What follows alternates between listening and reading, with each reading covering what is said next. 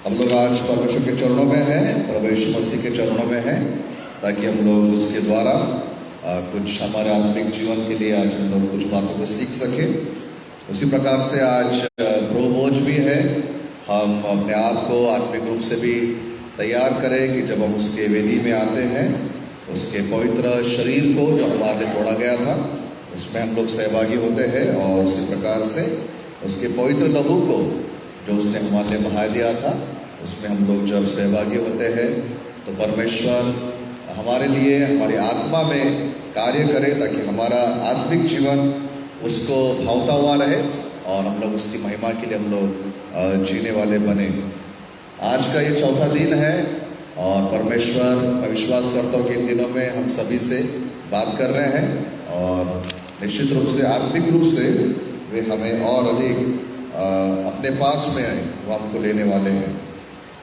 आज का जो दिन है जिसको हम लोग मौंदी गुरुवार के रूप में जानते हैं और इसको हम लोग मनाते हैं, कई कलीसियाओं में आज के दिन एक दूसरे के पैर धोने का भी विधि होता है।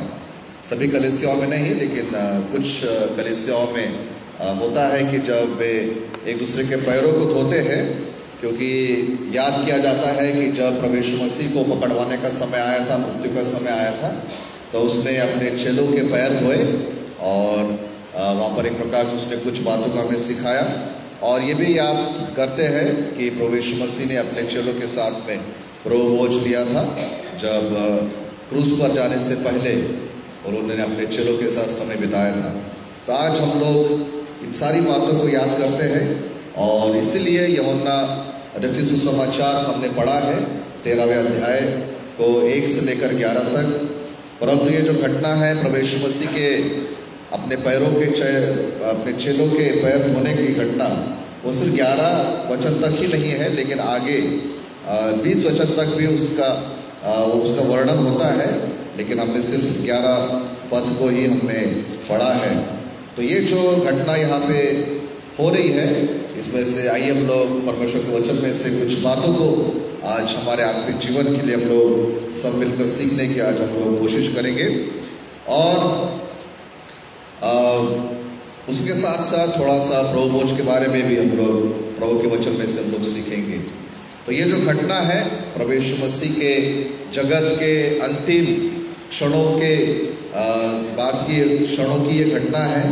और वचन में हमने पढ़ा कि फसह के पर्व से पहले, पास ओवर जो फीस्ट था उसके पहले, हम जानते हैं फसह का पर्व मूसा के समय में, जब अंतिम पीड़ा के समय, जब परमेश्वर ने कहा था कि हर एक परिवार का पहलौठा मारा जाएगा, राजा से लेकर उस देश के हर एक व्यक्ति तक पहलौठा मारा जाएगा। उस घटना के बाद फसह का पर्व मनाया गया, क्योंकि इंग्लिश में जिसको पास ओवर कहते हैं, कि परमेश्वर ने इजरायली लोग जिनके दरवाज़ों पर लहू लगा हुआ था उस मेमने का, उस घर को उसने पास ओवर कर दिया, उसको पास करके वो दूसरे घर में चला गया, क्योंकि उस पर उस मेमने का लहू लगा था।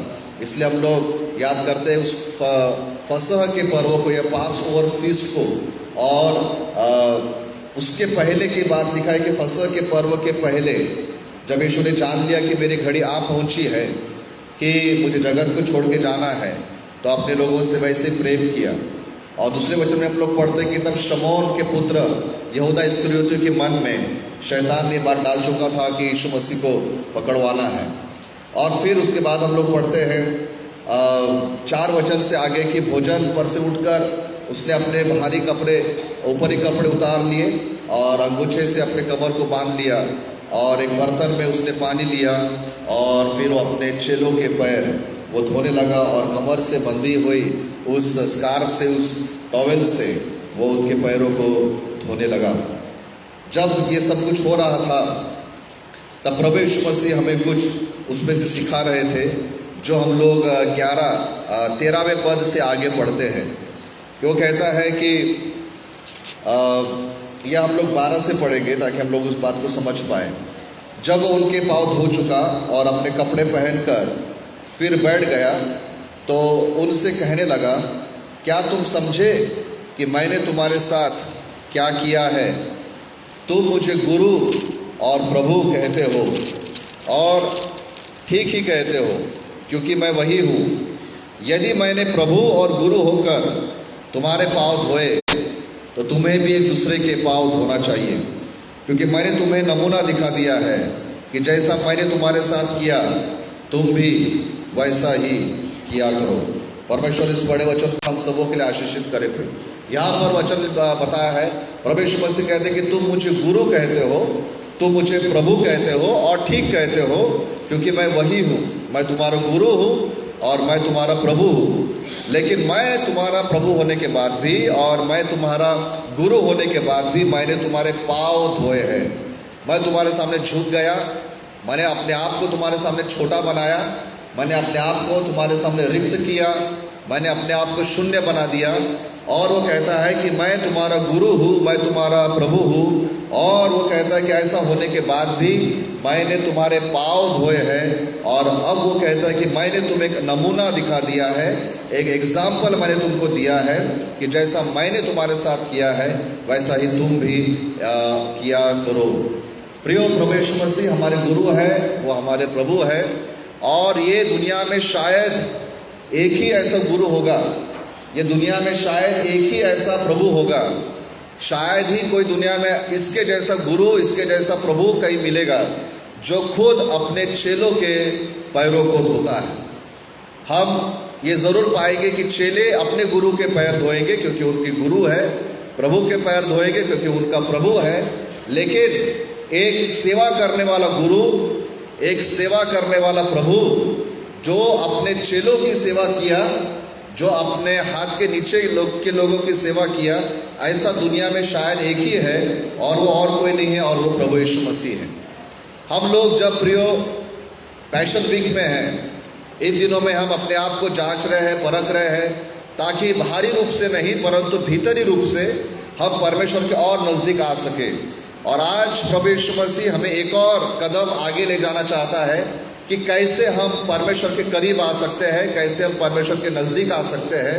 और वो कदम है अपने आप को दूसरों के सामने दीन बनाना, अपने आप को दूसरों के सामने नम्र बनाना, इतना छोटा कर देना कि यहाँ तक कि दूसरों के पैरों को भी धो देना और अपने उस वस्त्र से उनके पैरों को पोंछना। ये ह्यूमिलिटी का, ये नम्रता का, ये दीनता का एक बहुत बड़ा उदाहरण है प्रियो, जो शायद ही किसी को करना पसंद आएगा। लेकिन प्रभु यीशु मसीह हमें एक बात सिखा रहे हैं, यदि तुम मेरे चेले बनना चाहते हो, यदि तुम मेरे बेटे मेरी बेटियां बन के रहना चाहते हो, आज इस मौंदी गुरुवार के दिन में मैं तुमसे कहता हूं कि तुम अपने आप को दूसरों के सामने छोटा बना दो, दूसरों के सामने अपने आप को गिरा दो, अपने आप को रिक्त कर दो, अपने आप को खाली कर दो। और प्रभु मुझसे आपसे ये कहते हैं कि जब तक हम अपने आप को छोटा नहीं बनाएंगे, जब तक हम अपने आप को रिक्त नहीं करेंगे, खाली नहीं करेंगे, शून्य नहीं करेंगे, तो शायद हमको परमेश्वर के राज्य में कोई भाग नहीं मिलेगा। ये कैसे हो सकता है? कौन से आधार पर मैं ये बोल रहा हूं कि अगर हम शून्य ना हो जाए तो हमें परमेश्वर के राज्य में भाग नहीं मिलेगा? क्योंकि पतरस का वही प्रॉब्लम था। अगर हम लोग 13वें अध्याय में आते हैं तो 6वें वचन से आगे हम लोग पतरस के विषय में पढ़ते हैं। पतरस कहता है कि जब वो शिमोन पतरस के पास आया तब पतरस ने उससे कहा कि हे प्रभु, क्या तू मेरे पाँव धोता है? यीशु ने उसको उत्तर दिया कि जो मैं करता हूं तो उसे अभी नहीं जानता, परंतु इसके बाद समझेगा। पतरस ने उससे कहा कि तू मेरे पाँव कभी ना धोने पाएगा। यह सुनकर यीशु ने उससे कहा, यदि मैं तुझे न धोऊं तो मेरे साथ तेरा कोई साझा नहीं, मेरे साथ तेरा कोई साझा नहीं, मतलब मेरे साथ तुझको कोई नहीं, कुछ नहीं तुझको मिलेगा। जो मेरा है उसमें तेरा कोई पार्टिसिपेशन नहीं रहेगा, तेरा कोई उसमें भागीदारी नहीं रहेगी। तू मुझको तेरे पैर धोने दे, तू मुझको तेरे सामने झुकने दे, तू मुझको तेरे पैरों को पोंछने दे, क्योंकि यदि तू मुझको तेरे पैर धोने नहीं देगा तो तेरा और मेरा कोई पार्टिसिपेशन नहीं, हमारी कोई भागीदारी नहीं, तेरा और मेरा कोई साझा नहीं।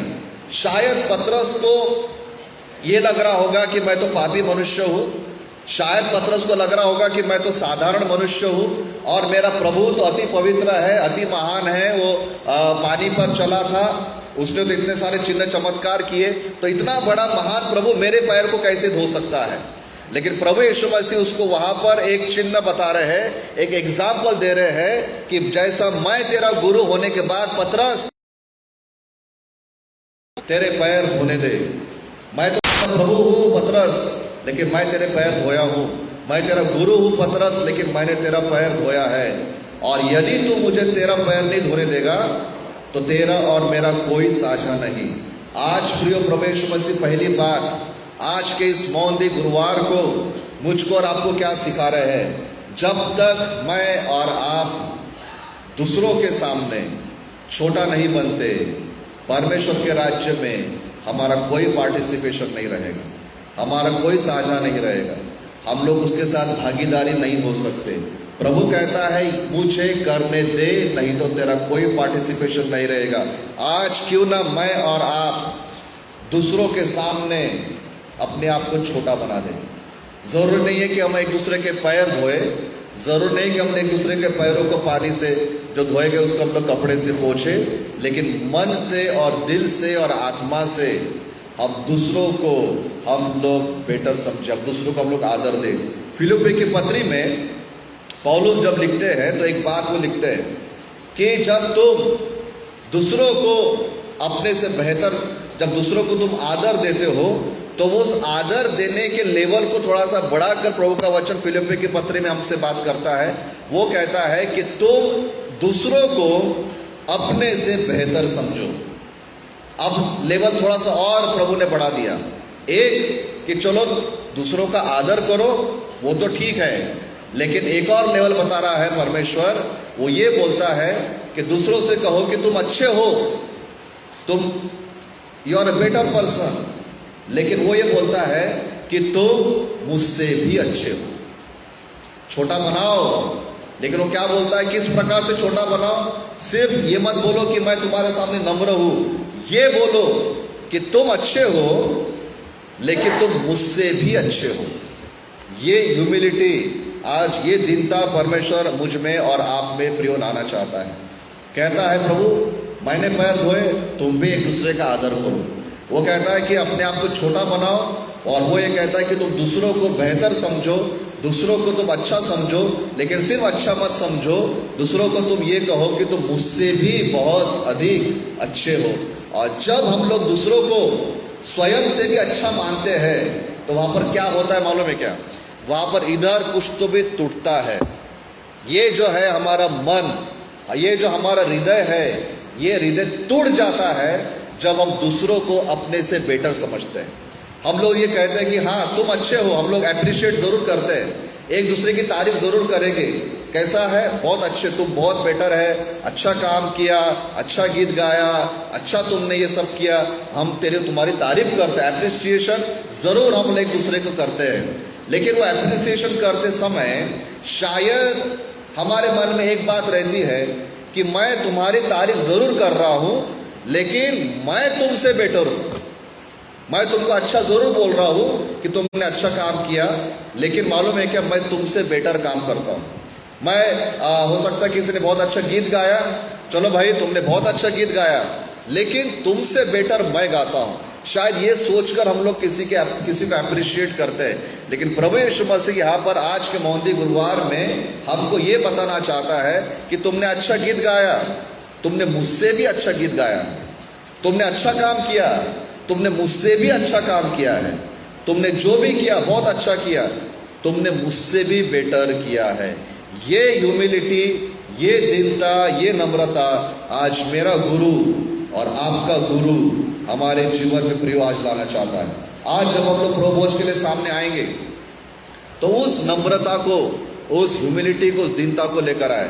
क्यों ना इस फैशन वीक में हम हमारे घमंड को टूटने दे, तोड़ दे उस घमंड को, उस बड़प्पन को तोड़ दे, है ना, उस मैं बड़ा हूं, मैं बड़ी हूं, मैं बहुत ज्यादा टैलेंटेड हूं, ये हूं वो हूं, ये जो बड़प्पन की बातें हमारे अंदर में है, क्यों ना आज हम उसे टूटने दें। क्यों ये बातें यहां पर लिखी गई है? किस आधार पर ये सब बातों को आज हम लोग सुन रहे हैं? क्योंकि ये सिखाने वाला कौन है मालूम? ये सिखाने वाला कोई साधारण व्यक्ति नहीं है। दीनता सिखाने वाला, दूसरों के पैर धोना सिखाने वाला, ये वो व्यक्ति है जो ये सारी दुनिया का परमेश्वर है। वो कोई मनुष्य नहीं है।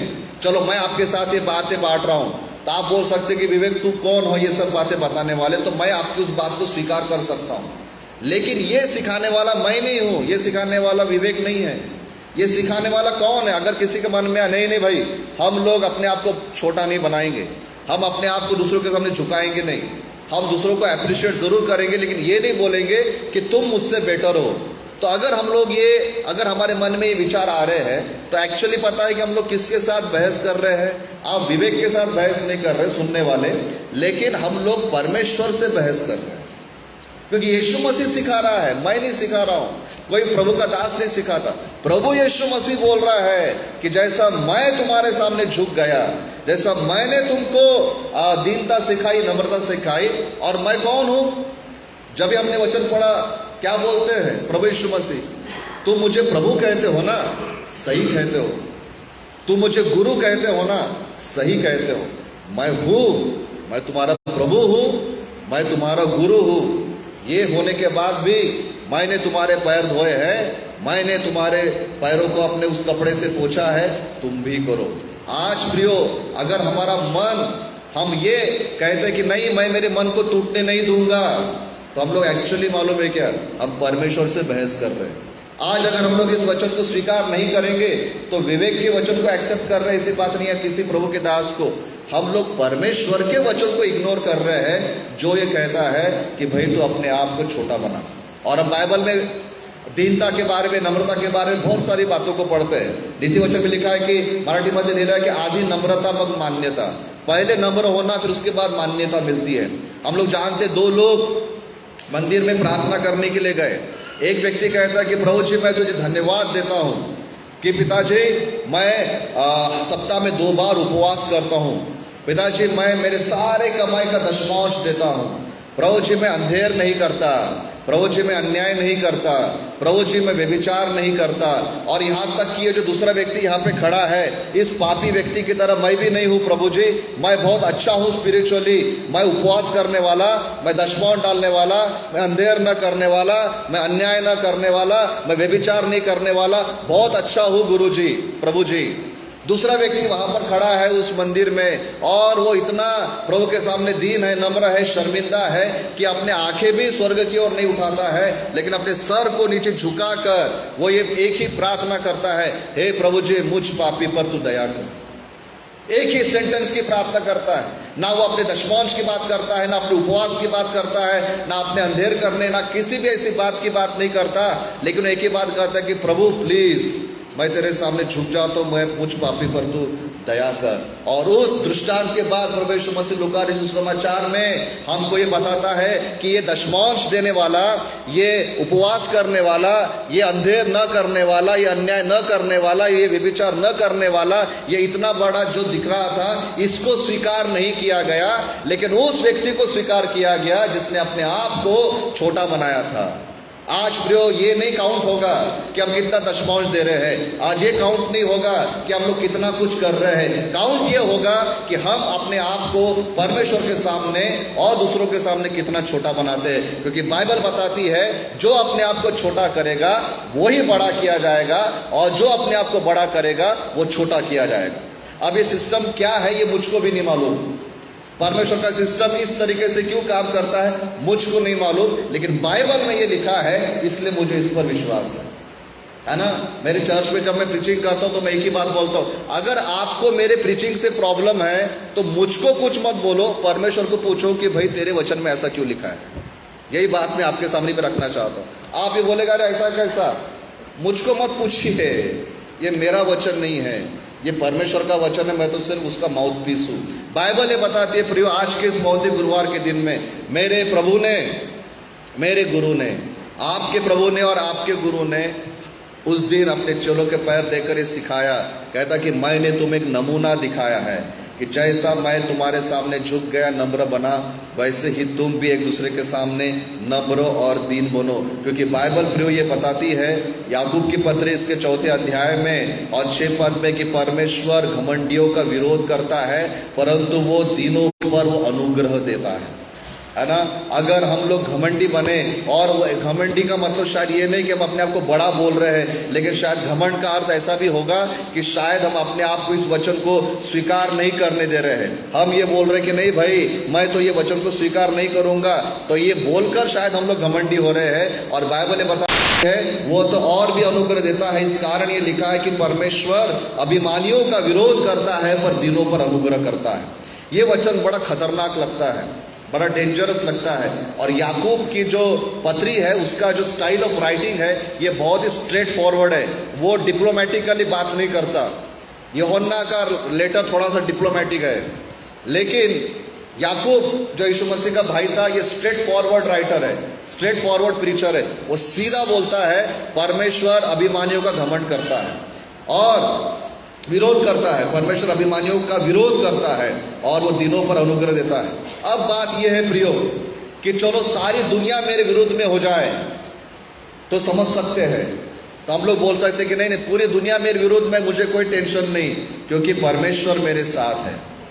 सारी दुनिया से मैं लड़ सकता हूं क्योंकि मेरा परमेश्वर मेरे साथ है। सारी दुनिया एक तरफ और मेरा परमेश्वर मैं एक तरफ देख लेंगे, सारी दुनिया को मैं हैंडल कर सकता हूं। जब मेरा परमेश्वर मेरे साथ है तो मुझे किसी बात का टेंशन नहीं है। परंतु सोचिए अगर सारी दुनिया हमारे साथ है लेकिन अगर हमारा विरोधी परमेश्वर हो गया तो हमको कोई नहीं बचा सकता। बाइबल बताती है कि परमेश्वर अभिमानियों का विरोध करता है, और अगर आप और मैं अगर अभिमानी है, अपने आप को बड़ा समझते हैं, तो प्रियो सारी दुनिया भी हमारे साथ क्यों ना हो जाए, सारी दुनिया की प्रॉपर्टी हमारे साथ क्यों ना हो जाए, सारा पैसा हमारे साथ क्यों ना हो जाए, सारे दुनिया के बड़े बड़े लोग हमारे साथ क्यों ना खड़े हो जाए, लेकिन अगर हमारा अपोजिशन में अगर अकेला परमेश्वर खड़ा है तो हमारा कुछ नहीं हो सकता। हमारी तो प्रियो बहुत ही दुर्गति होने वाली है। बाइबल बताती है अगर हम चाहते कि परमेश्वर हमारी ओर से लड़े तो हमें दीन बनना बहुत जरूरी है, हमें छोटा बनना बहुत जरूरी है। आज के इस मौंदे गुरुवार में प्रियो मुझको और आपको प्रभु यीशु मसीह एक बात सिखाना चाहते हैं। आइए हम लोग आज अपने आप को छोटा बना दें, आइए हम अपने आप को दीन करें, शून्य कर दे। होंगे हम कुछ भी हो सकते हैं, उससे परमेश्वर को कोई लेना देना नहीं है ना। जैसे वो व्यक्ति था, किसको प्रभु ने एक्सेप्ट किया? सिंपल प्रेयर करने वाले को उसने एक्सेप्ट किया, है ना। बाइबल में लिखा है कि परमेश्वर हमेशा अभिमानी बड़े बड़े लोगों को जो अपने आप को बहुत धुरंधर समझते हमेशा उनका विरोध करता है। शाऊल राजा था, पहला राजा इजराइल का, परमेश्वर के द्वारा अभिषिक्त था। जब उसने प्रभु के विरुद्ध में गया तो उसको नीचा दिखाने के लिए किसका उपयोग किया? एक छोटे से लड़के का जो जंगल में अपने भेड़ों को चराता था। वो तो ट्रेंड सोल्जर भी नहीं था, है ना वो किसी ट्रेनिंग में गया था, वो तो बस अपने भेड़ों को लेके जाता था, अपने पिताजी की भेड़ों को जंगल में, और वहां जाकर परमेश्वर के भजन संहिता गीत गाते रहता था। ऐसे साधारण से व्यक्ति को लेकर आया परमेश्वर, और शाऊल राजा और उसकी बड़ी बड़ी सेना, सारे धुरंधर जितने भी सोल्जर्स थे, उनके सामने ये छोटे से लड़के दाऊद को खड़ा कर दिया और गुलियत को मारने के लिए बस एक पत्थर से उसने उसका उपयोग किया। परमेश्वर ना हमारे टैलेंट्स को देखता है प्रियो, ना हमारे फाइनेंशियल स्टेटस को देखता है, ना हमारे एजुकेशनल स्टेटस को देखता है, ना हमारे कोई स्टेटस को नहीं देखता। प्रभु यीशु मसीह सिर्फ एक ही स्टेटस को देखता है कि ये व्यक्ति कितना ज्यादा नम्र है। और बाइबल बताती है कि जो अपने आप को छोटा करेगा वो बड़ा किया जाएगा। क्यों ना आज के इस मौंदे गुरुवार के दिन में पहली चीज मुझको और आपको प्रियो ये सीखना है कि हमें नम्र बनना है। यीशु ने पैर धोए, वो तो गुरु था, वो तो प्रभु था, उसने हमारे पैर धोए, तो क्यों ना हम भी मन से और दिल से एक दूसरे के सामने हम लोग झुक जाए। हम लोग जानते हैं कि शैतान क्यों बना, है ना, हमको उसकी स्टोरी मालूम है। वो शैतान नहीं था, परमेश्वर के प्लानिंग में शैतान नहीं था, लेकिन लूसीफर जो एक स्वर्गदूत था, एक समय में आर्कएंजल था, है ना, वो स्वर्गदूत जो परमेश्वर की महिमा में रहता था, वो स्वर्गदूत जिसको परमेश्वर ने बहुत सारी जिम्मेदारियां दिया था, सिर्फ एक छोटे से शब्द के कारण वो उस पद से गिर गया, और आज तो उसके तो बहुत बुरे हाल है। और एक दिन ऐसा आएगा कि उस शैतान को हमेशा हमेशा के लिए परमेश्वर उसको नाश करने वाला है। हम जानते हैं यशायाह की किताब इसका 14वें अध्याय में 12 वचन से आगे हम लोग पढ़ते हैं, सिर्फ एक शब्द ने उसको बर्बाद कर दिया, और वो शब्द था मैं, आई। सिर्फ एक शब्द, या हम लोग बोल सकते हैं इंग्लिश का सिर्फ एक alphabet, only one single alphabet ने शैतान को उस हाईली एक प्रेस्टिजियस, एक बहुत अच्छी पोजीशन से गिराकर उसको आज क्या बना दिया। प्रियो, क्यों ना आज के दिन हमने अपने आप को हम लोग प्रियो नम्र बनाए। दूसरी बात, यहाँ पर जब ये प्रभु यीशु मसीह जब पैर धो रहे हैं, तो मुझे यहाँ पर एक और व्यक्ति के बारे में मेरे मन में आता है, और वो है यहूदा। पहला हम यीशु मसीह के बारे में हमने देखा कि वो हमें नम्रता, दीनता सिखाता है। इस घटना में यहूदा इस्करियोती भी प्रियो उसके गलत निर्णयों के कारण भी हमें कुछ सिखाता है। वो भी हम लोग जानते हैं यहूदा के बारे में। यूहन्ना ने सुसमाचार 13वें अध्याय के 2 वचन में लिखा है कि शैतान ने उसके मन में डाल दिया था कि यीशु मसीह को पकड़वाए, और 27 पद में बाइबल बताती है कि शैतान उसमें समा गया। अगर हम लोग वचन पढ़े लूका सुसमाचार इसके 22 अध्याय और 3 से लेकर 6 तक, लूका 22 3 से लेकर 6 तक, वहां पर बाइबल बताती है कि उसने प्रधान याजकों के से बात किया और वहां के अगुओं से बात किया, और 30 चांदी के सिक्कों के लिए उसने प्रभु यीशु मसीह को बेच दिया, और कहा कि जब मौका मिलेगा मैं तुमको इंटीमेट कर दूंगा, तुम आकर प्रभु यीशु मसीह को अरेस्ट कर लेना। और वो राह देखने लगा कि कब वो समय आएगा, और एक दिन आया जब गत्सेमनी बगीचे में प्रभु यीशु मसीह थे, तब यहूदा आया और पलटन लेकर आया, सेना की टुकड़ी को लेकर आया, और उस दिन उन्होंने प्रभु यीशु मसीह को अरेस्ट किया। लेकिन क्या हुआ, ध्यान देने वाली बात है। मत्ती रचित सुसमाचार 27 अध्याय और 3 से लेकर 5 तक अगर हम पढ़े, तो वो एक वहां पर क्या घटना होती है कि जब यहूदा को पता चलता है कि मैंने एक निर्दोष व्यक्ति को धोखा दिया, मैंने मेरे प्रभु को धोखा दे दिया है, मैंने मेरे प्रभु यीशु मसीह को धोखा दे दिया, तो जो चांदी के सिक्के उसको मिले थे, वो चांदी के सिक्के लेकर वापस उस महायाजक के पास में जाता है, उसके सामने वो चांदी के सिक्के फेंक देता है और बोलता है कि मैंने गलती किया है। और वहां पर जिन लोगों ने उसको चांदी के सिक्के दिए थे, वो बोलते कि हमें क्या, तूने किया, अब तू देखते बैठ, हमको कोई लेना देना नहीं। और बाइबल बताती है आगे जाकर फिर यहूदा इस्करियोती जो है आत्महत्या करता है। पॉइंट क्या है, क्या सिखाता है यहूदा हमको? यहूदा हमको ये सिखाता, यहूदा की कमजोरी थी, यहूदा का वीकनेस था, और वो था पैसा। बाइबल बताती है कि यीशु मसीह के जो 12 चेलों की जो टीम थी, उनका जो पैसे की जो थैली थी वो यहूदा के पास में रहती थी, और शायद उसमें से वो पैसे लेता रहता था, और यही उसके पैसे की कमजोरी थी। और क्या हुआ, यही पैसे की कमजोरी ने उसको उकसाया को यीशु मसीह को बेच दे, और इसी पैसों की कमजोरी के कारण 30 चांदी के सिक्कों के लिए उसने प्रभु यीशु मसीह को बेच दिया। अब क्या हुआ, ये जो ट्रांजैक्शन हुआ 30 चांदी के सिक्कों के बदले में प्रभु यीशु मसीह, बात प्रियो सीखने की उसमें यह है कि प्रियो प्रभु यीशु मसीह की जगह पर, प्रभु यीशु मसीह के एवज में प्रभु यीशु मसीह को बेचने के लिए हम कौन सी चीज का उपयोग कर रहे हैं आज। जरूरी नहीं है कि हमारा सबों का वीकनेस पैसा हो, हमारा वीकनेस कुछ भी हो सकता है, हमारा वीकनेस घमंड हो सकता है, हमारा वीकनेस शारीरिक पाप हो सकते हैं, हमारा वीकनेस बड़प्पन हो सकता है, हमारा वीकनेस कुछ भी हो सकता है ना। क्या उस वीकनेस की पूर्ति करने के लिए क्या हम प्रभु यीशु मसीह को तो नहीं बेच रहे आज? क्या उस इच्छा को पूरा करने के लिए कि ऐसा तो नहीं कि हम लोग प्रभु यीशु मसीह को बेच रहे हैं आज कि मुझको आज शायद हो सकता है कि आज हमें फिजिकल प्लेजर चाहिए, तो प्रभु में का आत्मा मुझे बोल रहा है कि वो पाप मत कर, लेकिन प्रभु को बाजू में करके मैं अनैतिक संबंधों में अगर पड़े हैं, तो बाइबल बताती है कि हम लोग प्रभु यीशु मसीह को शारीरिक संबंधों के लिए बेच रहे हैं। हो सकता है कि भाई घमंड है कि भैया मैं तो अपने आप को छोटा नहीं बनाऊंगा, प्रभु का वचन को जो बोलना है बोलने दो, हमको कोई लेना देना नहीं, तो हम लोग प्रभु यीशु मसीह के जगह पर हम लोग घमंड को महत्व दे रहे हैं। ऐसी कौन सी कमजोरी है, ऐसा कौन सा पाप है जिसके लिए आज हम प्रभु यीशु मसीह को बेच रहे हैं? यहूदा ने पैसों के लिए बेच दिया।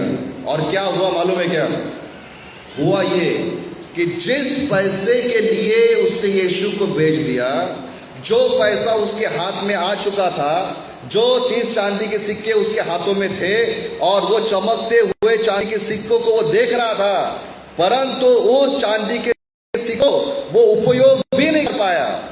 ना उस चांदी के सिक्कों से अपने घर खरीद पाया, ना खाना खरीद पाया, ना भोजन खरीद पाया, ना कपड़े खरीद पाया, ना कुछ खरीद पाया। वही चांदी के सिक्के जिसके लिए उसने यीशु को बेच दिया था, उसी चांदी के सिक्कों ने यहूदा की जान ले लिया। और यही होगा, जिस किसी बात के लिए हम प्रभु यीशु मसीह को बेचेंगे, वही चीज हमारी जान ले लेगी। अगर हम यीशु मसीह को सेक्स के लिए बेच रहे हैं तो सेक्स हमारा जान ले लेगा। अगर प्रभु यीशु मसीह को घमंड के लिए अगर हम लोग उसको बेच रहे हैं तो घमंड हमारी जान ले लेगा। अगर कोई भी पाप जिसको हम लोग प्रभु यीशु मसीह के एवज में कर रहे हैं या यीशु मसीह को उसके लिए बेच रहे हैं, प्रियो, बाइबल बताती है वही पाप हमारी जान ले लेगा। होना तो ये चाहिए था कि 30 चांदी के सिक्कों से यहूदा ने बहुत अच्छा घर खरीदना चाहिए था, बहुत अच्छा उसने प्रॉपर्टी लेना था। उस जमाने में जो भी ऐशो आराम की चीजें थी वो सब कुछ उसने खरीदना चाहिए था। लेकिन यीशु मसीह को बेचकर जो भी इंसान जो भी प्राप्त करेगा, वही चीज उसकी जान ले लेगी। आज के इस मौंदी गुरुवार के दिन में प्रियो, दूसरी बात हमको आज का दिन ये सिखाता है, यीशु मसीह के बगैर किसी को भी पहला स्थान नहीं देना। यीशु मसीह के बगैर किसी को पहला स्थान नहीं देना, चाहे वो दुनिया में कोई भी क्यों ना हो, कितनी भी सुंदर बात, कितने भी बढ़िया बात कैसी भी रहे, यीशु मसीह के ऊपर उसको कभी भी हमको स्थान नहीं देना है।